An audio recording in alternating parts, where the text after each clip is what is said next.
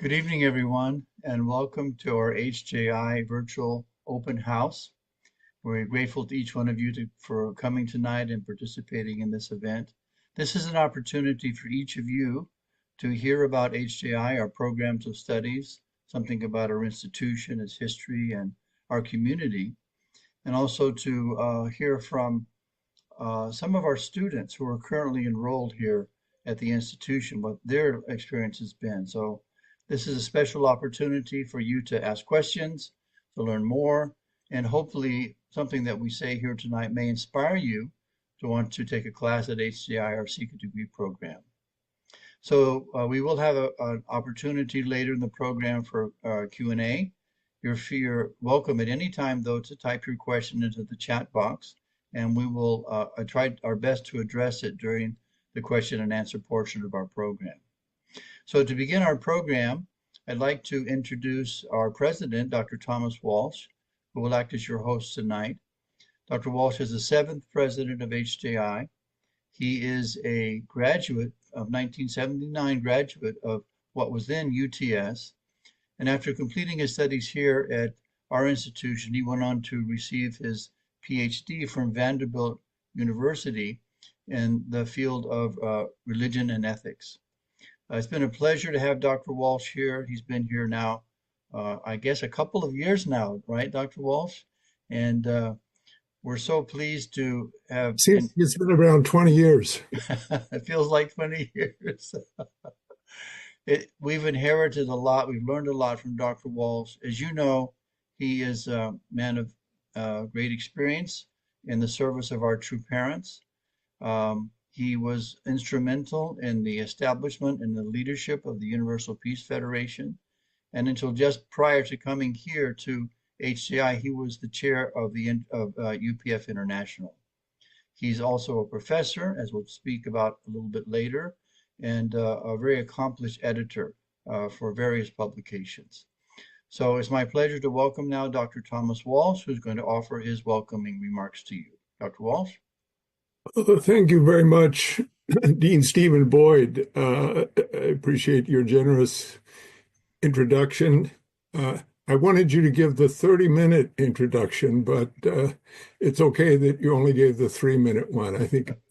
I'm sure everyone will want to stay on longer for the rest of that introduction. No, I'm just teasing. Thank you. I really love you and appreciate all that you do for this great institution with your background, which I'll say a little bit about in a moment. But welcome everyone tonight. We're proud and excited to be part of this great institution that began really starting next year. We will be moving into our 50th anniversary celebrations because on September 20th of next year, 2025, we'll be 50 years old. So even though we've changed the name of the institution, we are still the institution that our true parents founded in 1975. We've made some adjustments, and those adjustments have been guided directly by True Mother, going back about, most recently about 4 years ago, where she directly gave some of her inspiration and guidance about how we could develop going forward. And we've been moving in that direction with a lot of enthusiasm and excitement. And we feel like we're moving really into a new age. And it's kind of exciting that our 50th anniversary coincides with the events that will take place in Korea in April of next year, centering on April 13th in particular, which is the opening of the Cheonwon-gung and the Cheonil Sanctum, and kind of symbolic of a new era. So in some ways, we're also seeing HJI as kind of starting its next 50 years. I don't know if I'll be around with Dean Boyd at the end of the second 50 years, but we'll be here as long as we're useful, but we're quite excited. We're especially excited about the wonderful and brilliant students that we have, and you'll see a few of them in just a moment. I would just say I was at church on Sunday, and Reverend Justin Okamoto gave a wonderful sermon. It was titled "Make a Difference." And then he often interacts with the congregants, and he mentioned, what are we form small groups and talk a little bit, and he says, anybody want to share? And I shared a little bit about making a difference, and I couched it in the terms of education, how through education we can make a difference, and that's from the institutional point of view of a great mission to educate is extremely important and exciting in terms of making a difference. And I mentioned that when Mother spoke to me several times about my work at this school, she would invariably mention St. Paul, Augustine, Luther, Calvin, these and others, but these great leaders who made a tremendous impact in Christian civilization, and noting that they were not only inspired people of God, but they were highly learned people who developed the capacities that gave them power and authority to make this kind of powerful and transformative impact. So that's also our goal, and we deeply believe that even for our students, we try to instill that vision that the reason they're building their capacities is so they can be more effective, more transformative in their own areas of work. So we're excited that you've joined us tonight. I want to turn it back over to Dean Boyd at this point. Dean Boyd is really a kind of an all-star in the area of admissions and enrollment management, which is his responsibility at this school. It's really the center of bringing students and serving students and making sure students find their way in this institution and are guided throughout their time here. And he's worked for decades. He was for many years at the University of Bridgeport. He has also been at the University of New Haven. He's a widely desired consultant to other academic institutions in higher ed. And frequently, he'll be off on a weekend to this city or that city because they invite him as a speaker about these issues, where higher ed is really addressing how to attract students, how to retain students, and how to serve students so that when they graduate and move beyond, the skills they've learned can really serve them well in their various ministries or in what we call, as it is in our name, public leadership, that we want to create public leaders. So it's a delight to work with you, Dean Boyd, and to learn so much from you. And I know at this point you will speak about our programs and a little bit about some of our upcoming courses. So I'll turn it back over to you, Dean Stephen Boyd.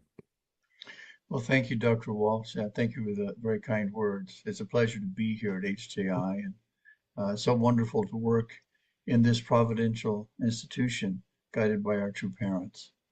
So I'm going to share my screen, and I'm going to talk a little bit about some of the history and the background and the programs of study here at HJI.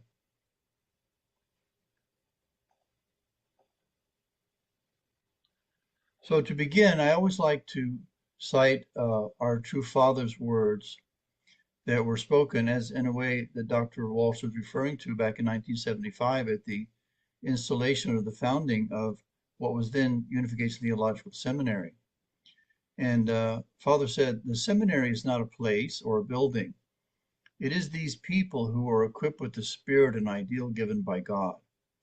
Armed upon graduation with the capacity for creative leadership, these students, I am sure, will be able to usher in a new world of higher dimension after removing society's vicious social vices.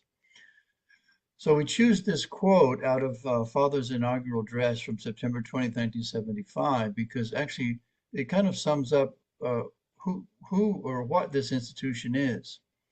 Father is very clear. It's not a place, it's not a building, it's the people. And more than anything else, our students are at the very center of everything that we do here.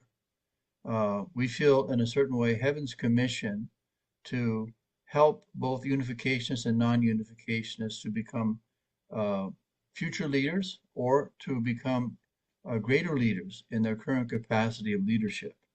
And in that sense, we want to be a resource to strengthen our larger community's effectiveness in the areas of ministry and public leadership.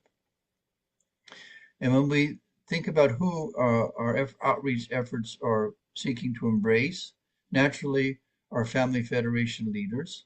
This means our current leadership and our upcoming leadership.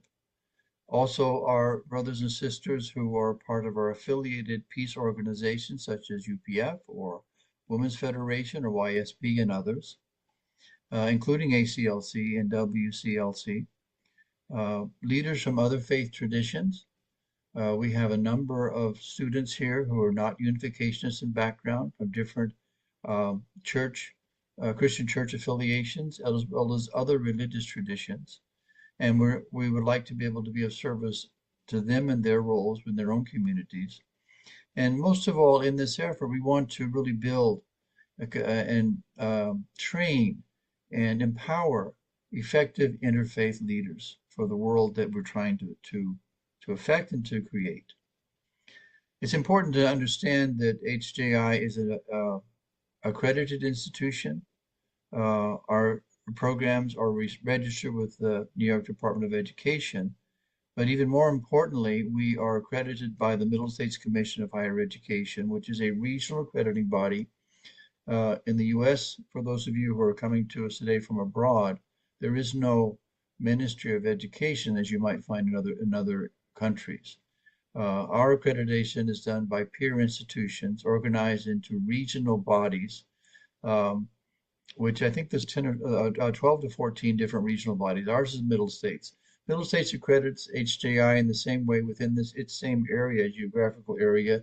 It accredits Columbia or Cornell or Princeton or many other highly recognized and highly regarded institutions. So our accreditation puts the value of the HJI degree in the same category. HJI is also a member of a National Honor Society called the Theta Alpha Kappa, which is the Theta Alpha Kappa is the honor society dedicated to those students in the area of religious studies. And we hope to become members very soon of a similar honor society dedicated to the field of peace studies. These are our programs of study: Doctor of Ministry, Master of Divinity, Master of Arts and Religious Studies, Master of Arts and Peace Studies, and we have this is not a full degree, but it is a certificate in unification leadership. So I want to briefly explain a little bit about each one of those for your information. The certificate in unification leadership is a program that is now, we're happy to let you know, fully online. It requires 6 courses in 3 different areas of studies. One is unification studies, theological studies, and the last is the area of ministry. So on this foundation, you have a recognized credential that can be used towards a master's degree if you seek to complete your master's degree. As I mentioned also, we have a Master of Arts in Religious Studies. This is a 39 credit program, plus 3 credits for your thesis or your internship that you would have at the end of your studies. Your coursework is completed. And as you can see, the core courses will include areas of study in the Old and New Testament, church history, introduction and advanced study of divine principle, theology, systematic theology, world religions and encounter with other religions, ecumenism, ethics, and other areas. And if you wish, you can choose one of several concentrations, depending upon your interest: public and nonprofit leadership, interfaith peace building, unification studies, theological studies, and we also have a Korean language track. So this is our Master of Arts in Religious Studies, also available fully online. Next, we have our Master of Arts in Peace Studies, available fully online. In fact, this degree is only available online. Our other courses are available also in the classroom if you choose to come to campus. And the core courses in this degree program, which is a similar length as that of the Master of Arts in Religious Studies, do include areas of study such as peace and conflict studies, conflict analysis and transformation, diplomacy and faith-based diplomacy, world scripture and world peace. And of course, you learn methodology of research, which can work towards your academic work, your thesis, or your other advanced studies that you do. And as you see on the right column there are other courses which are electives, which can include ecumenism and interfaith, ethics and social justice, trauma and healing, marriage, family, and human development, and other areas. The Master of Divinity, for many years, the Master of Divinity historically in the training of ordained ministers was the gold standard for what was needed to become an ordained minister in a traditional Christian denomination. It's an extensive program. It's actually 80 credits in length. We're soliciting now to have it reduced by the state with state permission to 72 credits. But it has both a theological curriculum and a ministerial curriculum. You will study the Hebrew Bible or the Old Testament, the New Testament. You'll learn to do exegesis. In other words, we'll analyze and then expound upon the meaning of the Bible passages. You study deeply church history. You look at other religions around the world. You become well versed in theology, etc. And then the second component, major component of the Master of Divinity is the ministry curriculum. This is where you learn to improve your ability to lead your congregation, to lead the ministry that you have. And ministry is more than just being a pastor standing at the pulpit. It could be a youth ministry, it could be a service ministry, it could be many kinds of pastoral care. So here you see courses in pastoral care and counseling, spiritual formation, religious education, etc. Finally, we have the Doctor of Ministry, which is the highest degree offered in the area of ministry. And let me just mention the Master of Divinity is also fully online. The Doctor of Ministry is one that we have requested permission to offer fully online, but still has a on-campus component that you must fulfill at some point during your studies. And in the seminars that are presented in the Doctor of Ministry, we will cover topics such as spiritual formation, integration, theological and ethical perspectives, transformational leadership, and others. And then the second part of your doctoral program is your research. You receive 4 courses in how to do research, how to formulate your question of your project and your dissertation, and then you spend the second part of your degree program completing your dissertation, and you graduate with a doctorate in ministry. So that said, I know that some of you on the call today are interested or potentially interested in joining our institution. So just want to speak to some of the concerns that I'm sure are in your mind. Let me just say before I go any further that this is a graduate school, master's degree level studies and doctoral level studies. And so naturally, the students at our institution and at other graduate schools across America, and surely in most parts of the world, are individuals who have completed their fundamental studies in university, have embarked upon a career, or in our case, many of our students on a certain ministry path. You have families, you have obligations, you're very busy people. So I know that for many of you, time is a big concern when you think about, well, would I be able to take on studies here at this institution? And the truth is, to be honest, it does involve investment. To do well in anything, you have to invest your time and your energy. And particularly some of us who may have been out of school for a while, will have to get back into the habit of carving out a weekly time or even a daily time to do your studies. But as you'll see hopefully from our students here today, and surely from the great success that our students have had here, that with a certain time management, you're able to succeed academically and learn a lot in these degree programs. The second concern is finances. There is a cost, which we'll talk about here in a minute. And of course, we're all burdened with many financial responsibilities for our home, for our family, etc. But I'm happy to say that you'll find if you do your study about our costs, that we are affordable. So let me just talk a little bit more about that. Two examples: Union Theological Seminary, New York Theological Seminary, similar kind of graduate school in the New York City area. These are their credit costs. In the US, the system is organized by a credit system, and one course, generally speaking, is 3 credits. So one credit at Union would cost about $1,300. New York Theological Seminary, almost $700.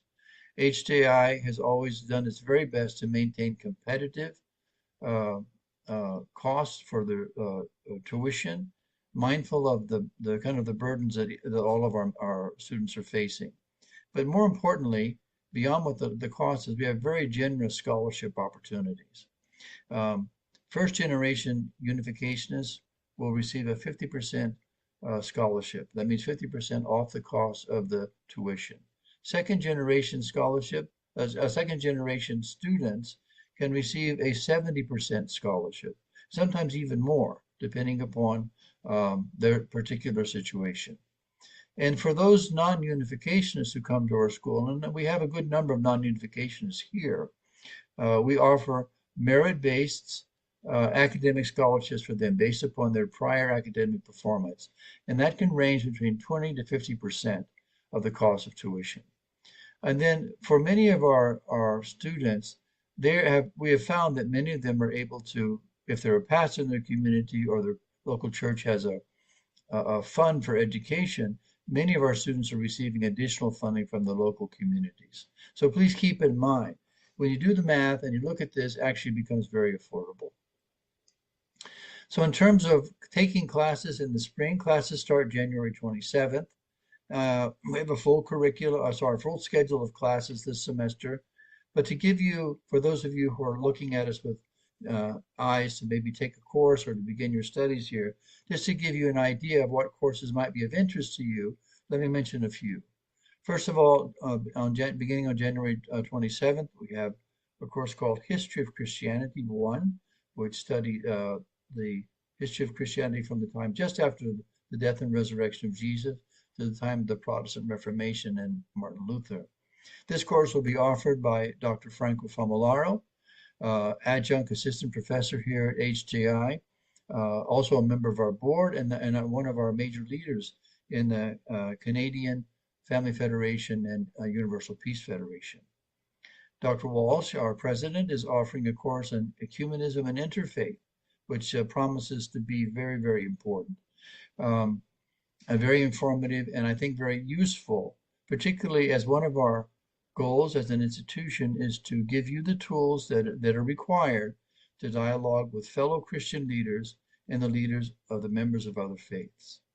Dr. Thomas Ward, who is a professor of peace and development, will be offering a course in conflict analysis and transformation. He is an expert in this field, I'm sure you already know and will learn as you embark on a course of study underneath him.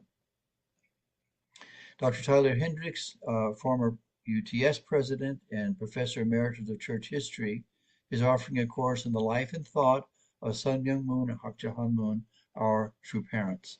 Very, very interesting course that I'm sure many of you would be interested in. Dr. Andrew Wilson is offering a course on world scriptures and world peace. As you know, he was instrumental in the development of the World Scripture Anthology, which is a comparative text, comparative work of sacred texts. And finally, there are many other courses being offered this semester, but the last one I'll mention is Unification Approaches to Peace, given by Dr. Claude Perrotet, who was an adjunct professor of philosophy. So these are some courses that you might want to think about taking to begin your studies here. And as a student here, also, we have a number of events and activities that are kind of co-curricular or extracurricular. An example of this are the faculty roundtable series that we hold once a month during the regular semesters. This is a presentation that Dr. Thomas Ward gave about the role of Billy Graham and Dr. Franklin Graham in Washington-Pyongyang relations in their efforts to make relationship between the North and South, something as a case study for us to learn from and to understand how our true parents, to aid us in understanding our true parents' vision. Not too long ago, Dr. Wilson gave a presentation on the work that he's done into the Woli Wonbon, which is, as we know, is the original divine principle text that Father wrote. Examples of efforts focusing upon interfaith and peace building. This is a program that was co-sponsored by the Universal Peace Federation and at that time UTS. The featured speaker was Bishop Munib Yunan, who was the leader of the Lutheran Church and was instrumental in a historic conversation and dialogue between the Lutheran Church and the Catholic Church when he met with Pope Francis to kind of mend the rift of 400 years between these two major institutions. More recently, we had just in this past semester a commemoration program recognizing the hard work of our brothers and sisters behind the Iron Curtain, the 50-year anniversary of the imprisonment of our brothers and sisters in Czechoslovakia. They shared their testimonies. So these are some examples of webinars that we offer that kind of go along with our mission and help us to HJI to be provide service in this way to our greater community. But at the same time, we're interested in helping our students prepare themselves for their futures after graduation. So we have a career development series, which can include developing a resume. Actually, on Friday, for our Peace Studies students, we're having a program about how to develop, how to obtain an internship and the value of an internship. We'll talk about your social media presence. There's a number of topics in this area which we think are important and helpful. And then finally, I'll mention that actually this Thursday, you may have already received the invitation. Dr. Theodore Shimio, President Emeritus of UTS and Adjunct Professor of Theology, will be speaking about an upcoming book that he's ready to publish called Unification Theology in the Christian Tradition. We have an annual Student Research Day where faculty, students, and alumni are invited to present their research projects. And on the level of student activities, Associate Dean Mika Desitel is heading up the efforts to organize and kind of guide our Graduate Student Council. And here you see the 4 officers of our current Graduate Student Council. So just to conclude, I'd like to say, if you're thinking about studying at HJI, take it to our Heavenly Parent in prayer. And as you do so, I'd like to share with you my testimony of what I found when I first began studying here like 4 years ago.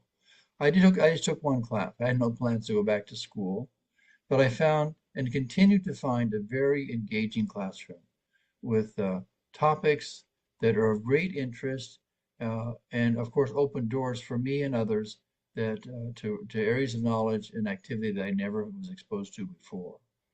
Truly, our students are bright, very inspiring. We find both a very highly qualified faculty. I worked in higher ed now for 23 years, 24 years. And honestly, the level of our full-time faculty here at HJI is at par to or beyond the levels of competency and expertise of full-time faculty I found at other institutions. As I said, our classroom is composed of both first and second generation unificationists, and it's really a delight to be able to engage with them in the classroom in this learning environment. But at the same time, as I said, we have a number of students who are from different faiths, from around the world in the Christian community and beyond, which enlighten us and give us the opportunity to engage face to face with people of other belief systems. We often talk about in our unification community about building bridges, doing interreligious and ecumenical work, but this is a place where you get the practice and the foundation to do that going forward. In terms of admission requirements, you'll need to fill out the online application. I'll drop the link into the chat box in a minute. You need to have a bachelor's degree in order to qualify to study here. You need to submit your original university transcripts. 2 letters of recommendation should be offered. And also, if English is not your native tongue, you will need to provide proof of English language proficiency through one of 3 standardized tests that we recognize. So in conclusion, I can honestly say that, first of all, HJI studies is affordable. You can manage the cost. It is doable if you manage your time. It truly is enjoyable. It's been a delight to be here working on the staff these 4 years, almost 5 years now, but also enjoyable to be in the class. in this learning experience. And I think truly I can say it is truly valuable on a personal level, on a professional level. The education we receive here at HJI has immediate application in the outreach work that we're doing. And I'd just like to conclude with some words from our true mother from her memoir, Mother of Peace. She says, every one of us needs to feel deeply grateful for being born. There is not one person whose birth is meaningless. Moreover, no person's life is his or hers alone. Heaven, earth, and all things in the universe interconnect through the lines of latitude and longitude. Peace means that all the energies in the entire world and in the entire universe are in harmony. Therefore, no one should belittle his or her life. We should deeply realize that everyone is a precious being born through the sacred workings of the universe. Words of our true mother. Personally, I take these words deeply to heart. I feel that God guided me to this institution, not just to work here, but also to be a student, to learn, to continue to learn. And even though I may have had different ideas about what I thought I knew or didn't know, I've learned that I have a lot to learn, and what I'm learning here is very valuable. So, as I said, please, if you're considering the possibility of studying here, take the step, at least to take it to our Heavenly Parent in prayer and ask about this. I promise you that if you take the step to take a class, you will not regret it. You'll only be delighted that you did take the step. Again, I will emphasize, though, it does take a commitment of time and effort to be successful. So these are my contact information. I'll also put this in the chat box. I also drop in the chat box the link to apply online. Normally there's a $30 application fee, but as a thank you to all of you for joining us tonight, we'll be happy to waive that fee when you submit your application. So, Dr. Walsh, that's what I have to say for now, so I'll turn it back to you. Thank you. Wonderful. Thank you for that fine overview, as usual, Dean Boyd. Now we're going to shift for a moment. We are going to come to where we'd invite you to submit your questions. You can put those in the chat column, or when we open up for questions and comments, you can ask your question orally. But I now want to showcase three of our brilliant students here. They're all working on their Master of Arts in Religious Studies, and they are none other than Ms. Shawna Lewis and Mr. Keisetsu Nakamura and Ms. Nina Urbonya. So I'm going to ask each of them three questions, and they each will have about 5 minutes, so their answers will not be long, but I'll ask them to say a little bit about themselves. Then I'll ask them to say a little bit about how they came to enroll in HJI, and thirdly, what their experience has been. So if that's okay, and if I may, I'd like to propose that I first will interact with Shawna Lewis, and then I will go to Keisetsu Nakamura, and then finally to Nina Urbonya. And after that, we'll have some open discussion with questions, particularly from those who have questions about the program and how to get involved with HJI. So, Shawna, tell us first a little bit about yourself so we can kind of connect with you and understand you a little bit. Yes, sure. Hello, Dr. Walsh and everyone. My name is Shawna Lewis. I'm 24 years old and I'm from Nutley, New Jersey. I did my undergrad studies at Montclair State University, and I hold a Bachelor of Arts in Music Therapy. So my study was extensively in music and psychology, basically. Nice. Thank you. No, you can keep going. I was just saying that's a wonderful area of Oh, study. yeah. Oh, thanks. I didn't mean to cut you off. I think that's mostly it to introduce Okay. myself. All right, good. Yeah. Well, then next is, how did you get involved, or what made you decide to enroll in HJI? Oh yeah, sure. So I had some curiosity to HJI while I was still doing my undergrad studies, and I think I joined an open house similar to this one a couple years back, but I was still like uncertain actually.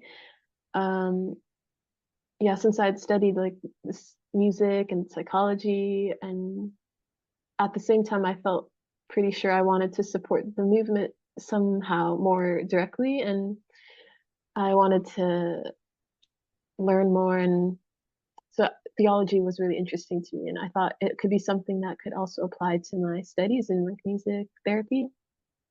Yep. So, but I guess yeah, I joined this semester and I took one class, my first class with HJI this fall, and I was really apprehensive, but the what a good push was the start of the advanced program for young aspiring leaders in the movement to study at HJI. So that gave me the encouragement, but I also found myself in the chunch one praying or like just praying. So I also think that helped, but kind of just went for it eventually. Wonderful, wonderful. Wow, that's inspiring. Now, I know there's a Richard Lewis on here who's a good friend of mine. Is there any relationship there? Yay. Yeah, he's my uncle. Hi, Uncle Okay. Richard. All right. I see him cheering you on and Oh, applauding. I think he's a yay. fan of yours. Yeah. And he's a brilliant man too. Uh, okay, so you got involved in HJI. Uh, has it been a worthwhile experience thus far? Any highlights you might point to? Yeah, for sure. This semester I took the class Unification Worldview and Society with Dr. Ward, Oh, and yeah, it was really amazing for me. I like as I said, I was really apprehensive about starting to study because still figuring out so many things about life and what I want to do, and um, but as I studied, I found that I really enjoyed what I was studying. I felt like this is where I'm in the right place. At least I got that clear. And mm, uh, yeah, as I was studying, the main highlight for me was studying Marxist-Leninist or Marx-Leninist and mm, through causa, like we were reading, yeah, and especially the like understanding counter proposal to it because I had one experience in my undergraduate studies where I took a course with a professor who was very for communism basically, but it was very hard for me to take that course, and I couldn't really finish it well because it was just a lot like emotionally, and as someone who believes in God and having having to read books that are so like yeah against God, and it was really hard experience, and I always wanted to do something about it and like write a paper or something, but I never really did or get the chance, I guess. But this through this course, I found that my heart was healed actually a lot from that experience. That oh, happened in 2019, so it was like a long time ago, but it weighed heavy on me. But yeah, through this course and learning the unification worldview and counter proposal, I felt uh, so much better and clearer also on what I had learned then. And I finally had answer to how to clearly address it. Yeah, so that was really a highlight of this course this semester for me. yeah, nice, wonderful sharing. So thank you. Thank you very much, Sean. Yeah. Yeah. I'm going to go next to Keisetsu Nakamura. So I'm going to ask you the same three questions. Let's start out. Keisetsu, tell us a little bit about yourself and your background. Thank you, Dr. Walsh. Yes, hello, everyone. My name is Keisetsu Nakamura. I'm 27 years old. I was born and raised in New Jersey, so I live in America. Um, Currently live in New York City. Um, I studied communication and media, so my bachelor's was in communications. So I come from a communication background, and I went to school in New Jersey as well. It's a STEM school called the New Jersey Institute of Technology. Yeah, of Um, course. and I was surrounded by a lot of very smart scientists and Nice. engineers. And I also did a minor in philosophy and applied ethics. And yeah, I graduated not too long ago. I spent more than I should have in college, but I graduated last year. And I switched majors a few times, but um, and I also was an active part of a student organization called CARP, um, working with college students and having deep discussions on campus. So Nice. yeah, that's a little bit about me. Uh, Thank you. Uh, that's a very good school. I mean, it has a good reputation, so you went to a very fine school. And by the way, not all our students are from New Jersey. So even Yeah. though Shawna and Keisetsu are. So how did you get connected to HJI? Yes. So I think throughout my time in college, I was really searching for a major that I can really connect to or resonate with. So I started off as an engineer. Actually, I studied civil engineering for a few years, and then I switched to communication and design eventually. And with the amount of time that I spent in college, I wanted to make use of the courses that I was taking. So I decided to minor in philosophy. And I studied about world religions. I studied different ethics, different perspectives and worldviews, which I wasn't so used to learning because I was learning about science, the sciences. So we don't really talk about religion, or um, we do talk about ethics in STEM schools, but we don't really talk about spirituality or religion. And yeah, during my time as a chapter leader for CARP, I started to uh, develop this deeper connection to spirituality and the purpose of life. And so I had a desire to go to HJI, which was formerly UTS. Um, and I had that in mind when I was the junior or senior in college. But yeah, similar to Sean, I think I didn't feel confident in this decision um, because of different concepts that I've had about graduate school. Uh, but and then more recently, I've also been part of the advanced program. Was invited to be part of this, so it was it felt like it was reaffirming my initial desire to apply Hmm. to HJI. So, and then lastly is a lot of the people that I work with. Some of my leaders, they've also attended HJI and have graduated, and yeah, they've learned so much, and I also wanted to inherit from what they've learned. So, yes. Wonderful. Wonderful. Yeah. Yeah. The advanced program is really wonderful. Dr. Ward and I met with Mi-Young Eaton recently, who's kind of coordinating, and she's shared with us her vision, of course, Reverend Dunkley's vision, and it's quite exciting. So we're excited about the partnership that we have between Family Fed and various of our affiliated organizations in HJI.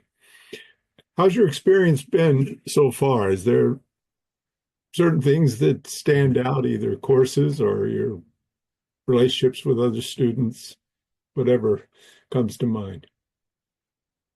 Yes. So Shauna's also in my class as well, but um, yeah, I've been studying about the unification worldview and various different worldviews with my professor, Dr. Ward, and it's been really eye-opening for me, just learning about the history of like how people think and why people think that way. Especially like growing up in America, which is a polarized country. We have all the world religions in America. It's become very more surreal learning about um, ideologies and different worldviews from various parts of the world. And so yeah, learning about counterproposal to communist ideology, and also learning about right now I'm learning about humanism and postmodernism, a lot of the isms, the study of yeah, how people think, why people think that way. Yeah, it's been really insightful just to see how that's um, relevant in America today. And yeah, I think someone who comes from a STEM background but has studied philosophy, philosophy is always interesting to me, and learning about coming from a Judeo-Christian background, but learning about different ideologies and worldviews have been really helpful for me to be more confident in what I believe in. So, Well, very thoughtful reflections, and I really appreciate that, Keisetsu. And thank you for being part of this great institution. thank you. You know, and for your service to all three of you. To it's not only as a student, but you really want to serve the world and in some form of public leadership, and so we're proud of you. Last but not least, I'd like to turn to Nina Urbonya. Nina, as with the others, I'd like you to just say a little bit about yourself and your background. Okay, hello everyone. My name is Nina Urbonya. I was born in France, but I grew up most of my life in St. Lucia in the Caribbean because my parents became national messiahs. So when I turned 7, my whole family moved there. And then I got blessed and moved to America. I'm currently the pastor in Detroit, the Detroit Family Church. I started in 2020, just before COVID. And I'm a mom of 4 kids, 6, 4, 2, and 8 months. So yeah, I'm in the thick of it. But yeah, it's a little bit about me. Yeah. So I visited St. Lucia a few times, and maybe I even met you. I don't know when you were. Yes, I remember when you came. So with Remy Topier. Yes. So anyway, it's a beautiful spot. So how did you get from here to there or there to here? What guided you to HJI? Well, it's kind of interesting. When I first moved to America, I worked for CARP a little bit with Naokimi, and at the time, I think the whole CARP team took a class. I think it was like Divine Principle or diving deeper into Divine Principle, some class like that. And it was very insightful, and I enjoyed it a lot. And at the time, I was fresh out of college, so my brain was still working very well, and it was great to have discussions with other students as well. But then, I had kids and many things happened. And it was always in the back of my mind, like maybe this is something to reconsider someday. And, after one child, I thought maybe, and then after 2 kids, and then 3 kids, and now finally after 4 kids, I find myself taking it on. So it's kind of interesting, but I guess it's just the timing. It just felt like the right time. I got a phone call, I think maybe like 2 weeks before, enrollment began, and I think it just felt like the right timing. I was searching for something to go a little bit deeper, and I knew that True Mother wanted us to become very educated, right? She was talking about St. Paul, and so I really wanted to try it out. I was very nervous because it's been almost 10 years since I've like dived deep into academics. But I was encouraged to take one class, so here I am taking, my first class. And also, I think I was finding myself in a place where I was dealing with more like Christian ministers, and I felt unqualified in a sense to like speak in front of them or to be able to relate with them.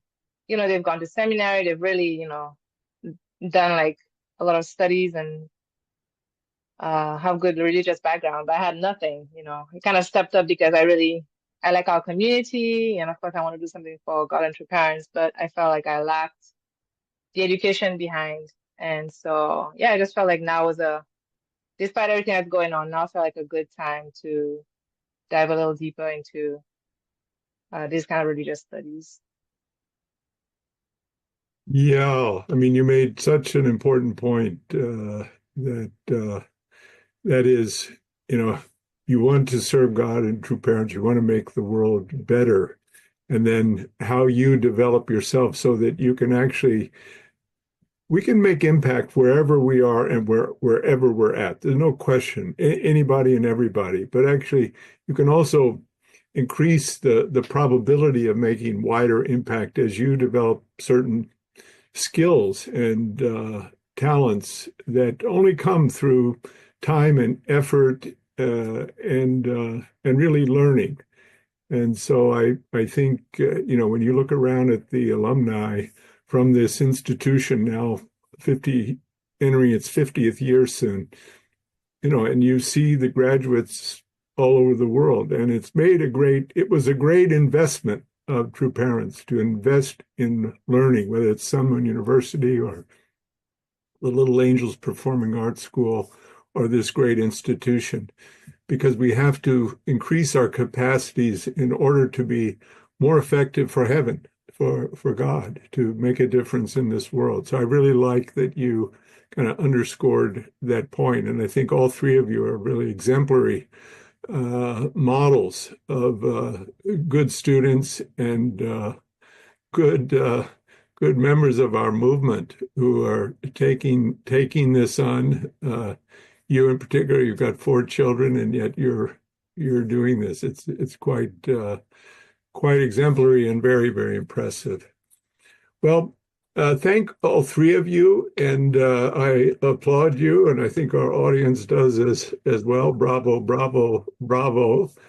I think I'll invite Dean Boyd for you to come join us on this panel, and maybe you can encourage, or if there are some questions that are in the chat, or we can just kind of see if our audience has some questions.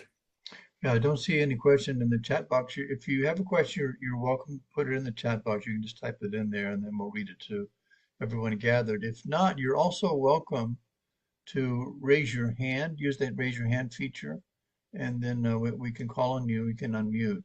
If you'd like to ask any question about our degree programs, ask a question of one of our student panelists about their experience here, anything at all, you're welcome to do so. Don't be shy.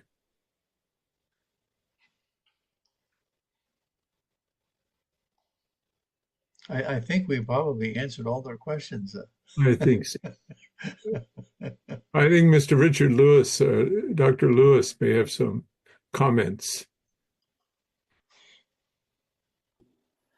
I was going to ask my niece how she was doing in Romania, because she looks as though she's at home in New Jersey, but she's out in Romania. How are you doing? Spreading the good word out there? Bringing Romanians into the UTS? Wonderful.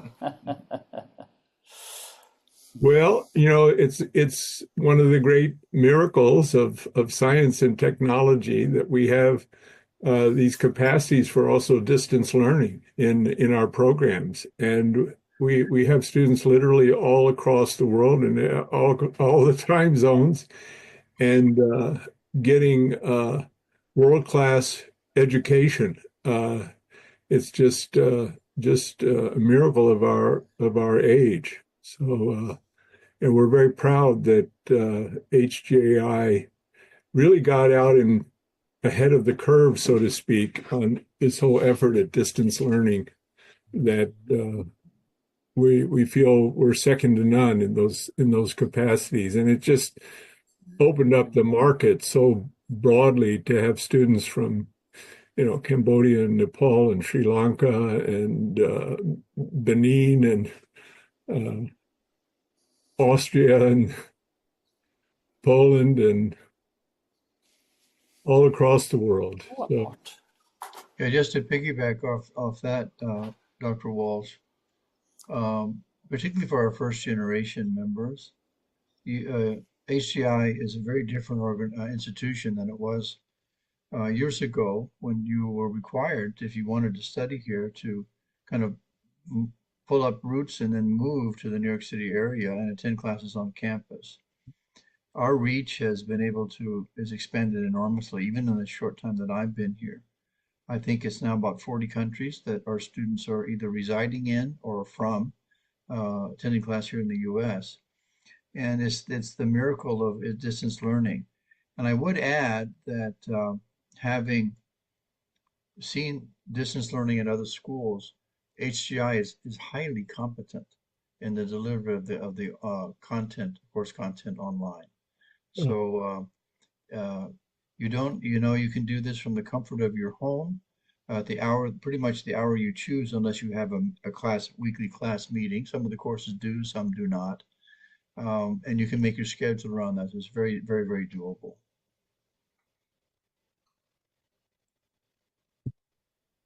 I'd just like to read Dr. Ward's comments. So Dr. Ward, these are your students. Dr. Ward says, we are so blessed to have such wonderful next generation leaders at HJI. They are doing a wonderful balancing act among advance, their day-to-day mission, and HJI. So thank you so much to Shawna, Keisetsu, and Nina for your insights this evening. I'll echo that. Thank you for sharing with us. It's really wonderful to hear from you.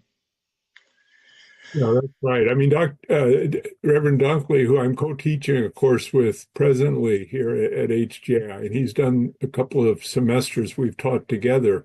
It's been simply fascinating. And, his vision is that each year a new cohort will enter kind of as part of the advanced team. So we're very excited about that. We're sharing that vision with the other regions, the Europe and Middle East region, Africa, our Asia Pacific region of Family Fed, Korea and Japan and Latin America, and a lot of excitement. Dr. Balcom's a great help in Europe and the Middle East, Jacques Marion, Mrs. Catherine Rigney in Africa, and Adama Doumbia, Eknath Dakal in Asia, who just graduated in May as a member of the parliament there in Nepal, together with President Hori, who's the regional president, with Dr. Otsuka, who's now the chair of UPF in Japan, Dr. Yang, of course,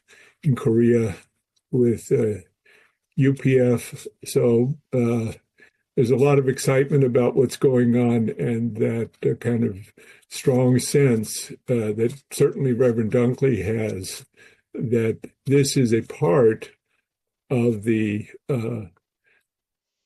leadership training development program of our movement of True Mother. And the fact that she also has encouraged the Top Gun missionaries to study at HJI while they're on their 2-year missionary course. And I've just been so happy to have the chance to have them here at HJI for this semester.